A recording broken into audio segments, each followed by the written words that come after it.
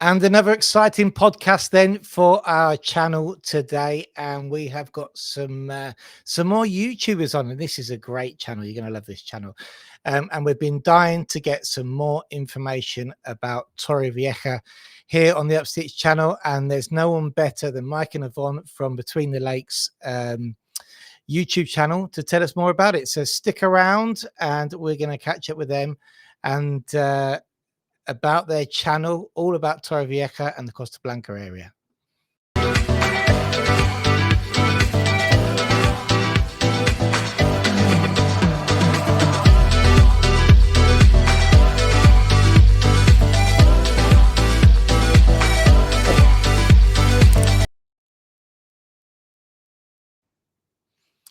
Right, there we go. So let's get stuck straight into it, and let's say hi to Mike and Yvonne. Hello. Hello. Hi, how are you doing? I think you are on. This seems to be very slow, this system. Let me just make sure that you are on. Here we go. Oh, yeah, you can see us, yeah. Or it might be me. I don't know. And well, thanks for coming on. I was really excited when you said you'd come on because you know, we really wanted to get more information, more YouTubers on the channel as well, because it really, I love the YouTube channels which are out here showing people, obviously our clients and stuff, different areas of Spain, and people ask us questions, and I'm just like, I don't know. You know, we cover that area. I could tell you what the police station is. You know, oh, you've been, have you? Yeah, I've got, you know, that's it. I was just looking there for a background photo of Torrevieja, and I'm like, I've only got like police stations and car parks. That's all I've got, you know. So. I'll send you some. Yeah, so we can send you loads. Yeah. It's great to get more information out there about the area. So anyway, first of all, your YouTube channel. Now, I did a bit of Googling around. So you got it to 2022, you started the channel? We started in August 2020. Oh, wow. Right at the, well, sort of the big COVID thing. You know, COVID started in, what, about April, wasn't it? The lockdown. March we locked down, yeah. And we managed to get to, because we were really keen to come here to Torrevieja. And we managed to get a break, didn't we, in August?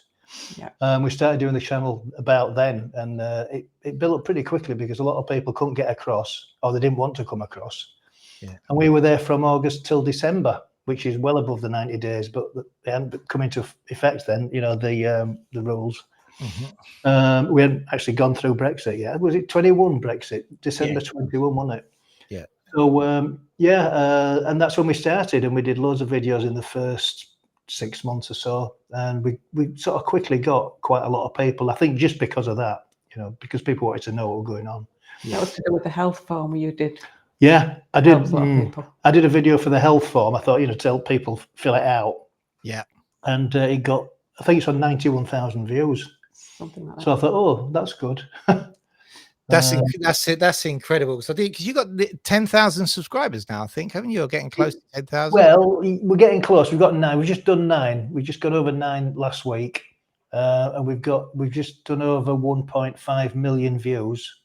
Wow. We've done 300 videos, which I don't think is that, not as many as some, but I suppose it's quite a lot. I feel like we've done a lot. In how many years? 5 years. It'll be 5 years in 5 August. years, yeah. So yeah, plodding on. For anybody who wants to just check it out, it's Between the Lakes, and this is the QR code, I believe, isn't it, that you sent me? It is. That should be the one. Yeah. So get that out there, check that out, and we'll be sharing this information, obviously, with all the people we talk to as well, our clients and stuff, because it's important that they watch your channel, see about. And the one thing I do have to mention about the channel, which puts a lot of channels out there to shame, is the quality of the editing. And you definitely know your stuff when it comes to putting the videos together. You can see the love and affection in those videos. Oh, thank you. He is a bit of a perfectionist. If it's not right, he's not happy. It was my job, though. You know, it was my job before I started doing it. So, you know, if I can't get that right, then I need to pack it in. Right? But yeah, I enjoy doing it. I do enjoy it. So I think it hopefully comes across in the videos, because I do like them to look nice and sound nice. I'm very keen on the sound. So hopefully it does. Do you like my green light in the back, by the way? I do. You know, they really do. I mean, the quality of the videos the amount of subscribers you got at the moment doesn't warrant the quality of videos. I think you should have a lot more. You know, you've got you can see the love and affection from somebody who hacks around in CapCut, which is about all of my skill level. Your videos make me very envious, I can tell you that. Well, thank you. That's very nice of you to say. Yeah. So anyway, and on that note, so Torrevieja then, so you've had the channel for that long, and we have clients in and around Torrevieja, Ciudad Quesada and stuff, and I've visited it a couple of times, but only on like official capacity, i.e. going to a police station or a medical center. But it's got so much more to offer, hasn't it? It has, yeah. It's got a population of about 100,000. That's, you know, with all the people that live here, obviously bigger in summer when the peak season's there. So it's quite a big place, and it's got everything really. It's got a theatre, a lovely theatre, in fact, a very futuristic theatre just opposite us. There's a big development happening as well opposite us called La Hoya, and that's 1.8 or 1.9? 1.8, I think. I think it's 1.8 million square meters. It's absolutely enormous. It's about the size of Royales. It's an enormous piece of land. I think it's the biggest piece of undeveloped land in Costa Blanca, and that is now being built on. They've built one lot of complexes called Lagoon's Village. Is it Lagoon's Village? The whole place is going to be called Lagoon's Village, but it's called Laguna Rosa. Is the area that they've done now, which is supposed to be finished in July this year.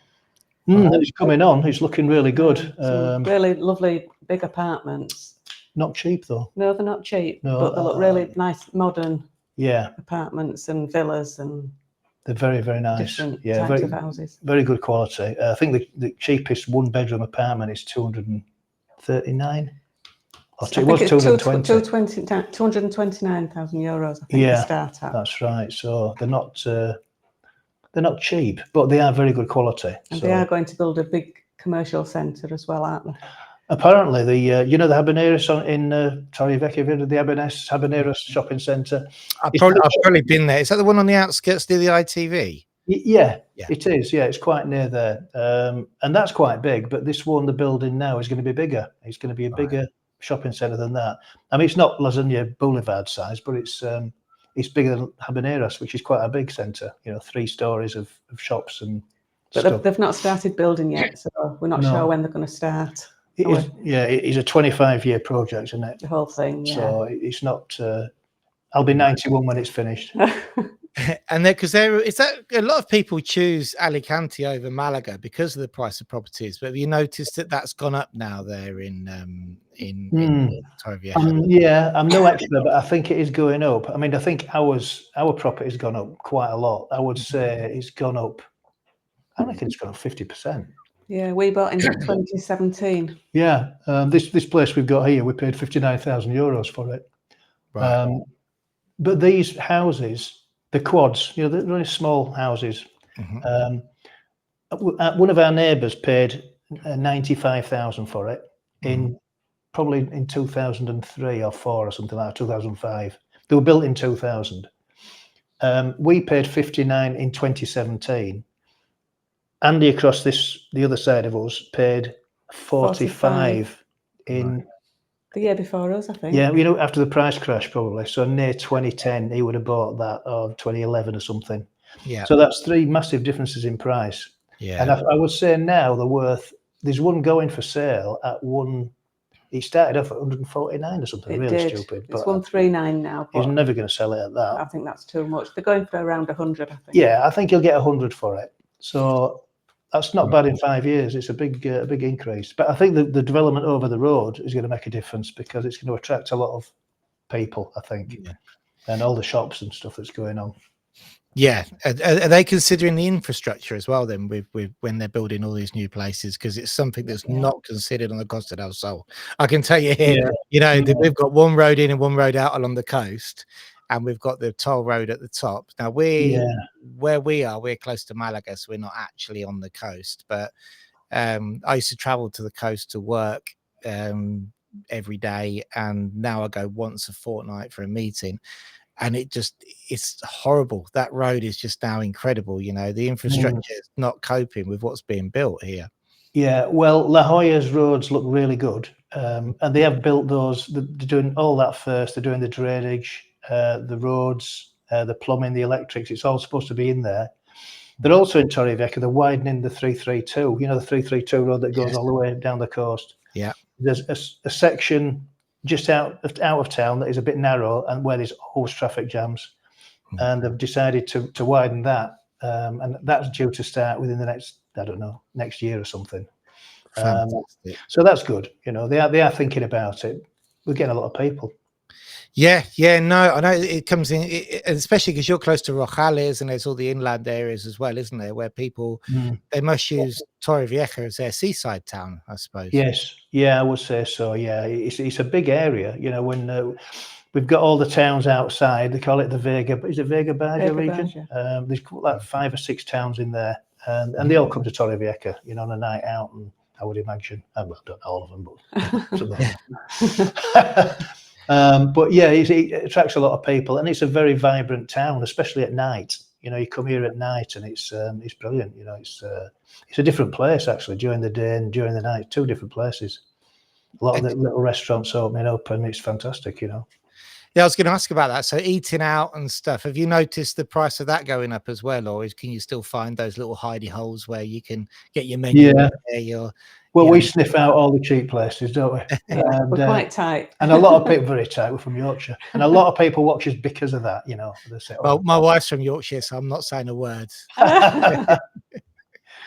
Yeah, but we do sniff out the cheap places, and we like doing the cost of living videos and things like that, comparing the prices, which is very popular again between UK. We did a video recently about Lidl's supermarket. Right. And Lidl's prices in the UK and their prices here, because there's Lidl's both in UK and Spain. That's why we did Lidl's. Brilliant. And that's doing very well. You know, that's a lot of interest in that video. Even though we concluded that the price of supermarket products is about the same, except the alcohol. Yeah. And I think people were a bit surprised about that. If it wasn't for the alcohol, Spain might be a little bit dearer. Yeah, we were surprised. Yeah, we found that surprising, because it was only the alcohol difference in price because of the tax, presumably, is a massive difference. I found that. That's a great video to have, because I've been back to the UK recently a few times because of for family stuff, and we noticed that the price of supermarkets since COVID here in Spain has gone up an awful lot. Yeah, there's always my wife Lara, she said that, you know, you don't realize, but it's not cheap out there, and you get caught on some things as well. Yeah. And so that, and those kind of videos, you know, the kind of videos for people who are looking to move to Spain, I can understand why it's so popular, is because you can find out an awful lot about, you know, like what we do, visas and stuff, and everybody's got an idea of what their experience was and that. But how many people are actually doing the price comparisons? Because people, when they're doing their planning, are going to sit down and go, hang on a minute, how much is a box of eggs there, and how much is it here? And if you haven't had that experience, then how would you know? Yeah, exactly. Yeah. That's a big part of people's budgeting. You know, when they're coming to move, something like that. And, you know, things like buying a car or supermarkets and stuff like that. I mean, I've certainly noticed that it's got a lot more expensive here, apart from the alcohol, thank goodness. But you know, I mean, cars are really expensive in Spain, aren't they, compared to UK? Very, very expensive. I'm not really sure why that is. Is it something to do with a tax or something, or is it just how it is? I think my conclusion is, and this is a bit of a Chris's conclusion here, is it's a number of factors. So the first thing is, because you actually have to pay to change the ownership on a vehicle, I don't think there's a fluidity in the market where, you know, in the UK, like, oh yeah, I fancy that. Oh, I like that. Yeah, just sign a piece of paper and it's your car.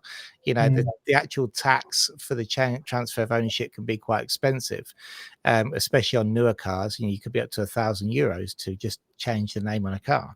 Wow. I also think that they don't rot and get destroyed as much. They may do visibly, because there's always knocks and bumps or Spanish kisses as we call them, you know, on them. But the mechanics, because of it's a drier country, I don't think they fall to bits as much or rot as such, you know. And also the third factor I would say would be the fluidity in the financing. You know, it's not the same. You know, in the UK, people get HP. You can literally just walk in somewhere with a couple £100, get your hire. You know, as long as you've got proof and you walk away with a vehicle. Whereas here, I mean, when we bought ours, I think in the end it took me 4 days to shred the paperwork that I didn't want. You know, from from the loan contract, and then you know I didn't do really a lot of it. There's a guy that I just stood there and signed. I'm like, I'm not even going to read it. You know, it's just like this is ridiculous. He's just sign here, sign here, sign here, sign here again. And that was just when they were taking our old car away. I was like, you can just have it. Give me the €500 you promised. And he was like, it was just crazy. So I think there's a load of factors really, you know, to paperwork, admin, red tape, and all that type of stuff. I mean, when we bought our TV at Carrefour, I think I signed about 3 or 4 lots of papers. I thought, is it for TV? You don't have TV license here, do you? You signed all this paper, no idea. Yeah. Anyway, but but we know very little about cars, as you can gather, because we get about on bikes. I know. So I've seen this. Tell me more about this. What I was going to ask you, because I have seen the bike stuff and I wanted to know how the bike stuff relates to the name of the channel. That was, I kind of put 2 and 2 together, but I might be wrong. Well, Between the Lakes is basically because we live right between the 2 lakes. We live between the Blue Lake and the Pink Lake. So we thought we'll call the channel that. And it's not really related to the bikes at all. It's just our mode of transport is the bikes. We get about on the bikes. And people just associate us Between the Lakes with 2 old people on bikes. You know, so that's where the similarity ends, really. It's not really connected in any way with the title, the bikes. We just got bikes, and we've had them ever since we came, haven't we? Bought them in 2017. Yeah. We got them for a good price. I think we paid $5.95 each for them. Right. They're still working today. Not quite as good as they were because of like 2 batteries later. The batteries don't last forever. Yeah. And you find out, you know, at the start you can go 25 kilometers. Yeah. After 7 years, you can go 3 kilometers there and back. That's you. That's you. Your batteries are always. I'm a bit heavier, you see. You know, she's light as a feather. She'd have done me well. Well, I don't put my battery on as much as what you do, unless I just need to catch up with you. Yeah, yeah. Well. Yeah. that's the thing. Yeah, I know. But I mean, that's a good life for those kind of bikes. But and was that your plan then when you first came, or did you just fall into it? Did you just see them and buy them and that was it, or? Well, we've not got a lot of money, so we thought if we get bikes, we don't have to rent cars, and that'd save us an absolute fortune, and we can still get about. And you actually see a lot more, you know, when you've got a bike. You see a lot more than when you've got a car because you're going slower, you're passing places slower. You find little nooks and crannies a lot better. Yeah. So there's a lot of advantages to it, and it keeps you fit. And when you haven't got your battery on. Exactly. And the other good thing is Torrevieja is very flat. Yes. You know, it's there's a bit of a hill down to the sea from here. We're about 3 kilometers from the sea, and it's a little bit of a gradient there, but it's not much. It's not like, you know, I think probably what they call Benel Madna, where it goes up a big hill. Or there are a few places, isn't there, that are very, very hilly. But where we are, to the beach, it's very flat, so it's great for bikes. So the bike tracks are great. I've just done a video today. In fact, it's going out 8 o'clock. Of our journey from here, we're in Altos del Liminar, to Los Montesinos, which is about 5 miles away. So I've done a video of that journey, the bike tracks, how good they are, and what they look like, and people like that sort of thing. So that's one of the sort of information videos we do about bikes. People are really interested. We've got a lot of bike loving people, haven't we? People that have bought bikes because they've seen us on our bikes. If we'd have had a quid for every person that's bought a bike because of us, I think we'd be pretty rich now. Same for people that have bought in Torrevieja as well after watching our videos as well. Yeah. You need an affiliate deal. That's what you need. Yeah, that's what I'm thinking. Yeah, it's not too late, you know. You should go out there for an electric bike company. Yeah. We don't do it for the money though. We do it because we enjoy it. Yeah, it's fun. Yeah, it's good. Yes, I mean you can see that from your videos. So I've watched a few now, and you sound like you're having fun while you're doing it as well. Yeah. You know, so it's sort of, I think if you get a video which is sort of unscripted but professionally edited, it sort of ticks all the boxes, doesn't it? Yeah, people do like the fact that you know we are very, what you see is what you get. We don't think about what we're going to say when we get to a restaurant. We've got a really rubbish joke to say or something like that, you know. And we're getting a bit of reputation now for these jokes, aren't we? Dad jokes. And we get people writing in saying, "Yep, can you do this joke?" Yeah. And we've got a couple of script writers out there now, you know. Yeah, you actually got people in requesting like shout outs and stuff. Well, yeah, we have. We do. We have one or two that say, "Oh, what about that joke?" And they'll send us a joke, you know, and then we'll do it. You know, no matter how bad it is, we'll just do it. Just throw it in there. Well, it can't be any worse than ours, can we? No, that's true. Yeah. So what's the public transport links like in Torrevieja? Can you get about quite reasonably? Yeah. Or? Well, yes and no, I would say. In Torrevieja town, it's great. There's plenty of buses. They have A, B, C, D, E, F, or whatever buses. So our bus is a B bus, which goes around the Torretas and goes to town. It just does a circle all day there and back. We have a G bus over the road, which goes through Jardim del Mar. And there's buses with different routes that go to different places. One that goes to La Mata, one that goes in the other direction. So that's pretty good. The only thing I'd say is there's a few areas where the buses don't serve at all, like Casada. There's no bus to Casada. It's only a little bit up the road, 6 miles, but no bus, which is a bit disappointing. Maybe they will do in future, I don't know. It's strange, isn't it? Because they seem to be, I don't know about there, but here it seems to be very localized between, like, you know, which town's going to put on what bus, which is going to serve what town. So it's almost like who's going to pay for it then. Yeah, you know, it's sort of strange, isn't it? How you get that. I suppose it depends on how many people are going to get on the bus, and you can see that from I know they've got to provide a service, the councils, and people paying the community the council tax and what have you. But it would be nice to, I suppose they want to get some money and they don't want to make a loss, too much of a loss, otherwise the charges are going to go up.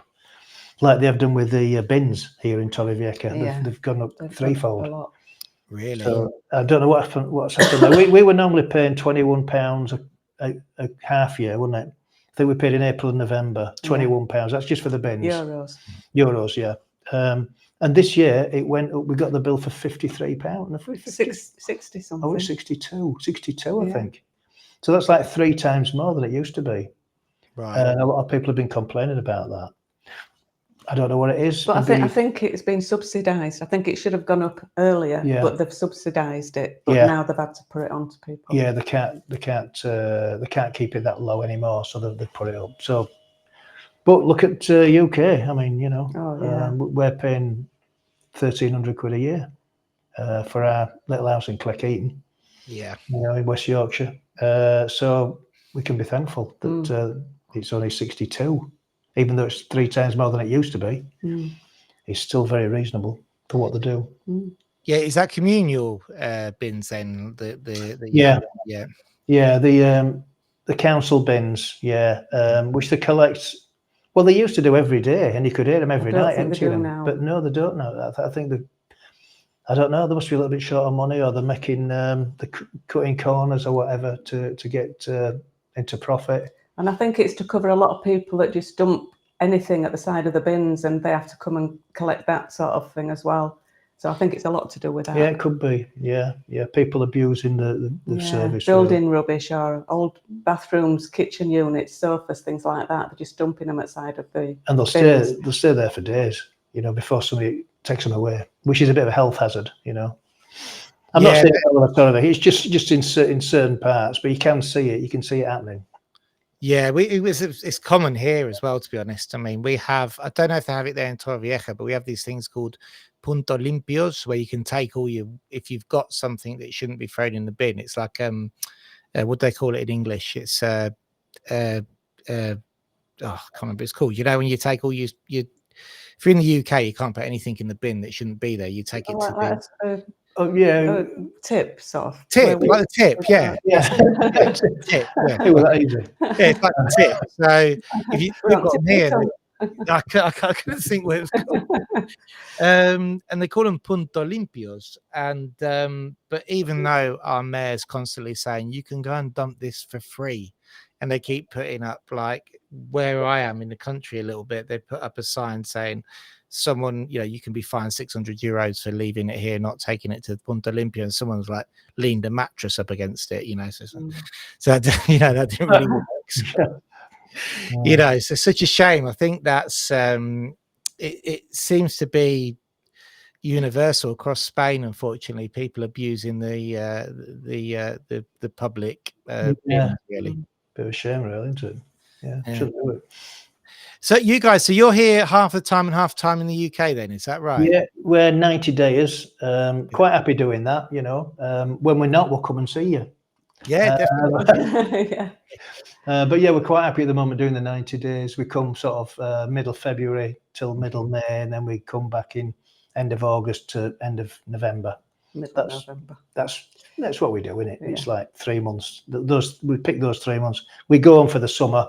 Yeah. For what we call this UK summer, which is that Thursday in July.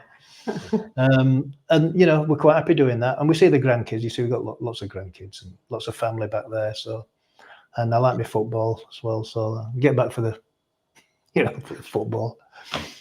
So yeah, we're quite happy doing that. We look forward to going back to the UK, and then when we've been there for 3 months, we look forward to coming here. Yeah. And then we're here for 3 months, and we look forward to going back, and it continues. So do you record your content and publish it over time, or do you just stop for that period when you're? Well, sometimes. I mean, some of the best videos we've done and some of the most watched videos that we've done have been made in the UK and not here. So when we're here, we're doing things like meal of the day videos, news videos about the new car park, for instance, that's just opened down in Torrevieja with a new harbour development. We're getting another big shopping centre down there. And the first thing that opened was the car park, which happened about 2 or 3 weeks ago. So we went out and filmed that, you know, little news items. So that's what we do when we're here usually. Yeah. If we do something like a shopping thing, we can do that at home because we can research all the information. Or now and again, I might record a few and then take them home and edit them and then put them out over a few weeks. We've done that before, but sometimes I get a bit lazy and I forget about them. And I've got one now. In fact, we're just at the tapas run, haven't we, in Los Montesinos, the tapas route. And all these bars put on tapas. So the 21 bars took part in this thing. Right. So we did it this year, didn't we? And I was the first one to put the video out. I'm going to be the first one because last year I did it, filmed it all, never put it out. And people were saying, when are you putting that tapas video out? Oh, I haven't done it yet. And I never did it. And I've still got it. And I've actually just binned it because I'm never going to put it out now. There's no point in putting it out now. But I was the first one to put the one out. You beat on this year, didn't you? Yeah. There's about maybe 4 or 5 YouTubers, maybe a little bit more, you know, regular ones that put things out in Torrevieja. And it's always a bit of a scramble, you know, if something opens, you know, if who's down there, you know. And not that we're competitive, are we? You know, we just, but it's nice to be the first to get the news out there, you know. Because you guys were on YouTube Spain, weren't you? I caught a bit of the video there the other day. There was, how many YouTubers was on there? There was a few of you, weren't there? There was 3 lots of us. Yeah, there were 3 lots of us. The meeting we had on the 3rd of May up at the Oasis in Torrevieja, there was more than, what was about 7, maybe 7. At least. There were about 7 or 8 or even 9 YouTubers there. Brilliant. And we have this sort of regular meeting now. It's really good, you know, and then we go for a meal and have a bit of a slap up and a few drinks, you know. It's a really good night or a good day out. And a lot of subscribers come to meet us as well if they, you know, and we advertise it. We all put it on the channels and say, you know, come down to the meeting. So yeah, it's good. It was a good do on. We didn't get as many subscribers last time, but we probably had a better meet up with the other YouTubers. So we spent a bit more time.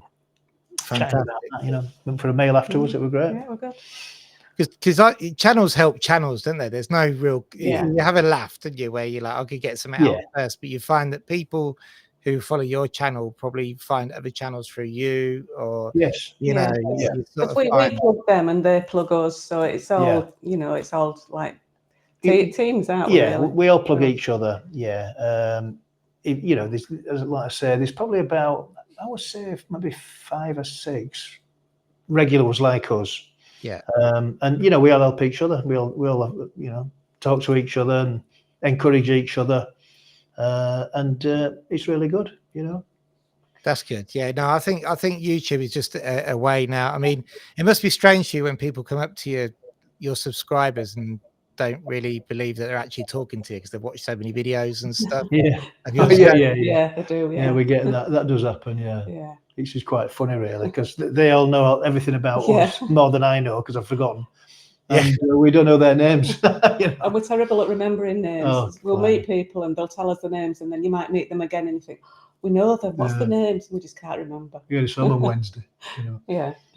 We can cheat. We can cheat because obviously I've got the CRM system at work, so I can cheat. But sometimes when it's strange because I watch YouTube as well, and then I think I'd love to meet them, and then people say to me, "Well, I've watched all your videos. I feel like I know you." And then when you're on the other side of the camera, you think it still sounds strange, doesn't it? When people say that to you, and you know, you like forget. I was in Lanzarote a couple of years ago, and I met some clients there, and it was lovely because we had a drink together and stuff. And then I met my daughter. They went, "Oh, we know about your hamster," and I was thinking, when did I say about the hamster?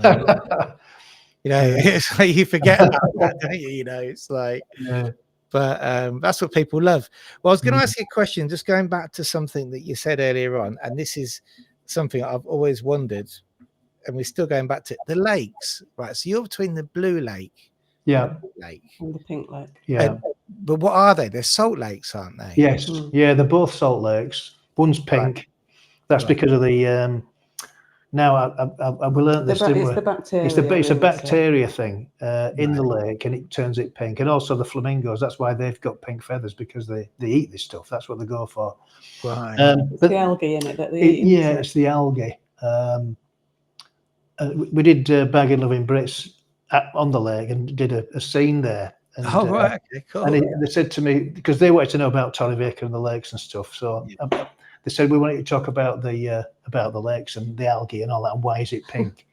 So I thought, oh God, I'll have to write this down to try and memorize these big long words. I couldn't tell you what they are now, but I wrote them down, and I think we did about 3 or 4 takes before I got it right. But long words with hyphenated chemical symbols and all sorts of stuff. Hey, we got it in the end. But but it's beautiful down there at the Pink Lake, isn't it? Especially when the sun's setting. Oh, it's beautiful, yeah. But all the flamingos at the moment are at the Blue Lake, aren't they? You know? They do go to the Pink Lake, and I did a nice film of the young 6 months old flamingos. When was that? In September, October, November.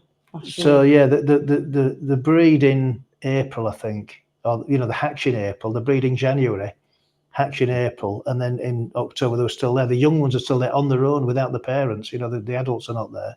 Wow. So I think they just leave them there to learn to fly or whatever they do, and they're fantastic to see it. So close, aren't they? They weren't scared of us. I'd got a long lens on my camera, so I got some beautiful shots, some video, and some stills. And I was right within 6 feet of them, and they were just never bothered. They just carried on. They weren't scared of me at all. So I got some great pictures. They were busy eating. With their heads upside down, with their beaks.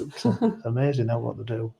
Fantastic. It sounds amazing. It's not something, when you think of Torrevieja, you think of the more commercial element of it probably, and but you don't think of the lakes and flamingos, do you?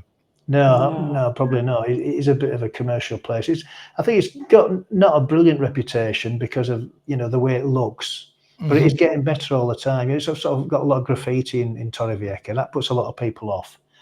But the things that are happening there, like the music centre, the new harbour we're getting, it's a fantastic development. It's going to be superb when it's finished, and La Hoya is going to make a difference, and all the new things that are happening. We're getting a new bus station eventually. It's taken a while, but we are getting a new bus station. The bus station in Torrevieja is really small. Right. The streets in Torrevieja, it's a bit like Benidorm Old Town, they're really narrow streets. I don't know how the bus drivers go on getting into that bus station. That's why they're going to move it out to just down the road here. We're on the CV 905. Right. And that's a lovely wide road, and they're going to put it just down there opposite Habaneras shopping centre. That'll be great for us because we can walk down there in 5 minutes. That's good, because you mentioned there about the car park as well in the harbour, and they've just opened that. And I mean, here experience in Malaga when they opened Muy Uno, which is our sort of Malaga port, everybody knows it as now. What gives that life, and what gives an awful lot of life to Malaga Centre is the fact that it's right in the middle, but they built a huge car park. I've only ever seen it full once, and that was like the Christmas rush for the lights. But we went in Easter. Bit of a stupid decision of mine, but I was like, oh, come on, let's drive into Malaga Port on the Easter bank holiday. Okay, that's a good idea. But anyway, when we finally got in, which was journey should have been 20 minutes, there was no problem parking. You know, it was in the port, you know, and I think, you know, it's an amazing thing that, I say, the infrastructure, if they've already built that car park, that's what's going to eventually give life to the port. Because if you go and you can't park, you're not going to bother, are you? No. Is it expensive? I would say no for where it is if there's 4 of you in a car, but definitely if you're on your own and you're going for a walk around the port for a couple of hours, then yes, you know. So I think you're looking at probably. So when we went, I can tell you now, we went at Easter and we parked for a couple of hours, had a walk, probably there for about 3 hours, and it was about €8.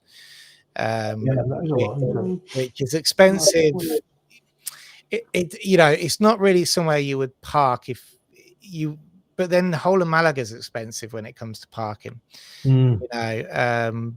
But if you're going for a day, I think the day rates start between 15 and 25 euros a day, believe it or not. But if you're going over 24 hours, but yeah, it's not the cheapest car park in the world. But then again, you know, if you're going 4 of you in a car, divvying it up, a couple of euros. It's convenient. Yeah, it's convenient. It's more the convenience, I would say. Yeah, but it's not the cheapest. The car park in Torrevieja is €19 a day, which is expensive. But if you buy the app at the moment, anyway, it might go up. But if you've got the app from Telepark, it was the company that run the car park, it's only half that. It's exactly half. So it's 90 cents an hour on €19 a day, which I suppose is cheaper than Malaga, isn't it? Is that Telepark then, the orange app? Yeah, Telepark, yeah. So if you've got the app, you can just drive in there and the barrier opens, then you drive out and it takes off your credit card or however it works. So I believe, so I've been led to understand. Yeah, no, we've got those here. We've got those here in Fingarella. We've got one. And, I've got the app. So I know that's not expensive, I suppose. It's one of those things, isn't it, where you do convenience is expense, isn't it? Yeah. You know. And especially when we've got kids, so it's a little bit different as well. If you've got a little bit more time to mosey about, but when you're taking it off, just get out the car, park it, get back in the car, you know. But that's good. So just with Torrevieja, then I'm going to ask you now. Then, so we've got lots of clients who are looking at the Alicante area, the whole of Spain. What would your sort of advice be for people who are thinking of moving to Torrevieja? You know, what would you do first? Would you just don't go areas you would visit? You know, yeah, we always say the same thing, and that is have a look. Start off on everybody starts on the internet. They're looking at house prices and stuff. Very, very bad idea. You've got to come across and just spend time in that area. So if you're looking at San Luis over the road there, which is a lovely place. Spend some time there, you know, see what's there, see who's open, you know, and come back maybe a couple of times a year, you know, at different times a year to see what it's like in winter and summer. So we always say that. We can advise on what we think is, you know, but everybody's different. Yeah, it depends what you're looking for. We like to be not in the thick of it, but near the thick of it. So we're sort of on the outskirts. We can get to Torrevieja in 10 minutes on the bikes. We can get to the front in about 12-15 minutes. We can get to our harbour in 12-15 minutes on the bikes. Lots of shops around here, bars, restaurants. Yeah, and we like chemists, here. Everything. But yeah, we've got chemists, we've got supermarkets, we've got everything you need. Loads and loads of bars. There's going to be more as well when La Hoya opens, which is only 50 yards over the road. So we like it here for that reason. But some people might say, well, no, we want to be in a little urban, you know, out of the way in the sticks, you know. So everybody's different. So you've got to come and spend a bit of time here and see what you like. There's all different nationalities around. There's a lot of people, like Spanish people, that live here. We've got Spanish underneath us. But there's all different nationalities all around. Yeah, with lots of Irish, Swedish, Russian, Belgians over the road. Yeah, it's very cosmopolitan around here. You know, Torrevieja is. In fact, I think we used to be the biggest part of the population, the UK. We're not now. It's Ukraine is the biggest section of Torrevieja. So there's I don't know what the percentages are, but the first is Ukraine, the second is Russia, and then it's UK, which just shows how many, you know, Ukrainians, Russians, and you know, we are third place now. We used to be first place. So that's a big alteration. Is that reflected in the local businesses and the restaurants then, the sort of the mix of nationalities in the community? Yeah, I think so. There's, I suppose that there'd be different. I don't know, I haven't seen any Russian restaurants, have you? There probably is, but I don't know about round here. But I'm sure there will be. There's a lot of Swedish restaurants, a lot of Irish, of course, a lot of Irish pubs. They're always the first to open a really nice pint of Guinness and pub out there. Very popular. Yeah, there's quite a lot of Irish bars in Torrevieja. A lot of Swedish, I would think. There's a lot of like what they call them down in Norwegians. There's quite a lot of different Australian. We've got a few Australian places selling burgers, kangaroo burgers and stuff like that. So that's incredible. So if you're looking for like somewhere to, because I always sometimes when I'm talking to clients, and there's always this dream of having that place out in the country in the swimming pool and, you know, lots of space. But I think if you spend a year, you'd either be an alcoholic if you know, certainly, you know, it's like the Finding Nemo effect. I always say it, when you get there and you've got the big house, got the swimming pool, sat there and you go like, now what? You know, whereas, you know, if you're in a community, you've always got lots to do, haven't you? You know, and I suppose having Spanish in the community in Torrevieja as well means that you can, if you really want to learn Spanish or practice your Spanish, it's not like you're going to be isolated from it, but then you have got the community who probably speak English as well around you. Yes, yeah. I think the English are probably the worst people at learning other languages. You know, like we've got a Belgian over the road there, speaks Spanish, he speaks English, and good English, good Spanish. Obviously Belgian, he probably speaks French, and we come across and we're trying to learn Spanish. We do it. You know, Yvonne's been on that thing on the Duolingo for about 5 years maybe. Yeah. And you can say hola, though, can't you? Hola. No, we are doing so bad. We pick up the odd words, and I think the longer you're here, you do pick up things probably more than you sort of appreciate, really. Yeah. But I find it difficult, you know. Probably because I've got an older brain. I find it easier to sort of read things and know what that says rather than being able to speak it.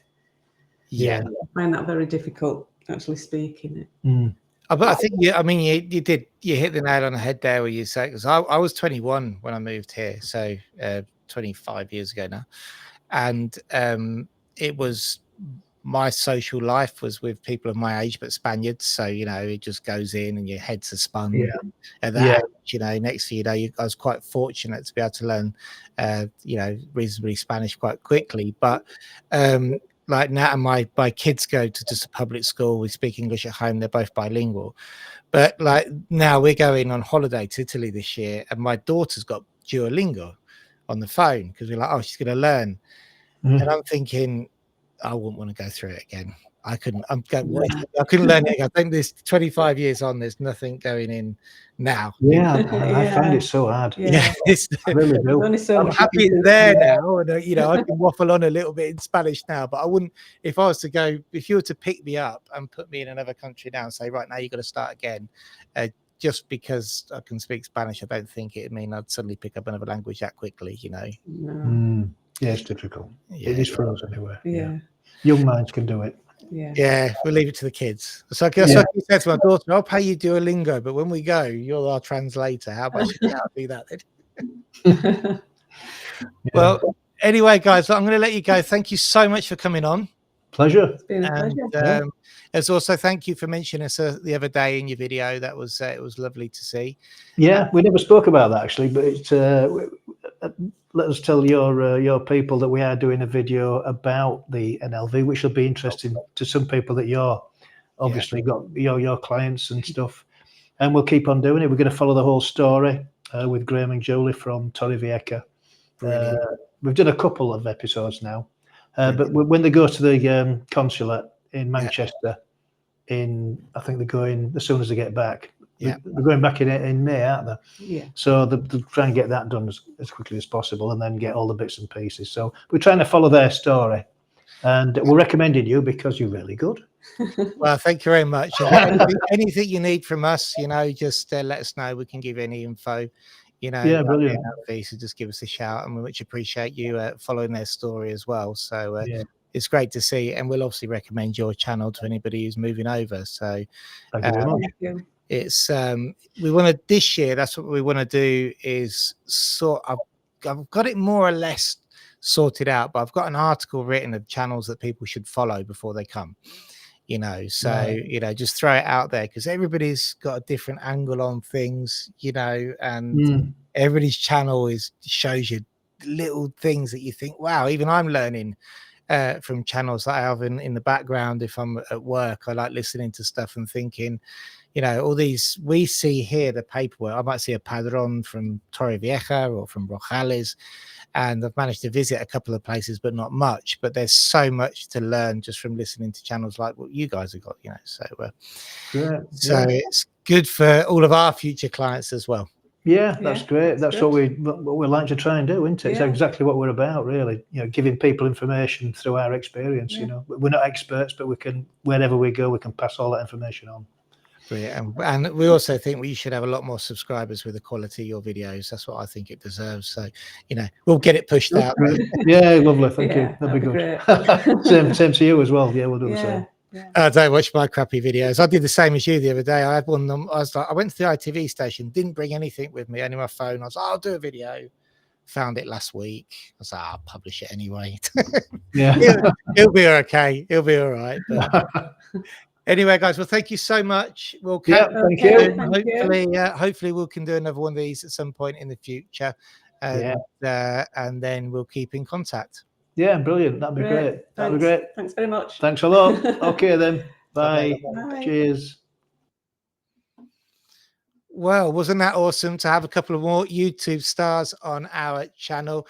Don't forget, if you are looking to move to Spain, that we can help you with an unlimited visa. If you've got EU passports or EU family members as well, just check our website out for the other services that we offer. But more importantly, check out the Between the Lakes in Torrevieja channel, because if you are looking at Alicante, I'm telling you now, you've got hours, over 300 videos there to watch. And it's just an amazing insight to life in Torrevieja, something that I couldn't give you, and even anybody else who doesn't actually research it and do these kind of videos. So brilliant. All right, and guys, well, that's it. That's another podcast. We have got more podcasts coming up for you this month. Next week at 6 o'clock, we've got another one. But I haven't quite confirmed who it is yet, but make sure you tune in, and we'll see you later.